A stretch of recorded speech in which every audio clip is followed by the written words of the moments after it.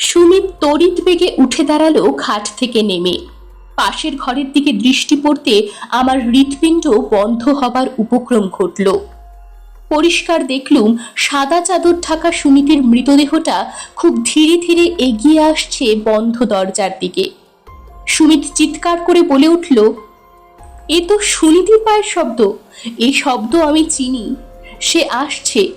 আমি জানতুম সে আসবে, তাই তো দরজাটা বন্ধ করে রেখেছি। আমার মুখ দিয়ে কথা বেরুচ্ছে না। আমি পরিষ্কার দেখতে পাচ্ছি অন্ধকারের মধ্যে সাদা চাদর ঢাকা দেহটা দরজায় ধাক্কা দিচ্ছে। সুমিত পাগলের মতো ছুটে বেড়াচ্ছে ঘরের মধ্যে, বলছে, সুনীতি, কালই আমি তোমার সৎকার করব বোন, তুমি একটু শান্ত হও। আমি খাটের পেছনে নেমে দাঁড়িয়েছি, পালাতে চাইছি। পা দুটো আটকে গেছে ভারী হয়ে, নাড়াতে পারছি না। সুনীতি ক্রমাগত দরজা নাড়াচ্ছে। পরিষ্কার দেখলুম দরজার তালাটা ভেঙে পড়ল। হাট করে দরজা খুলে গেল।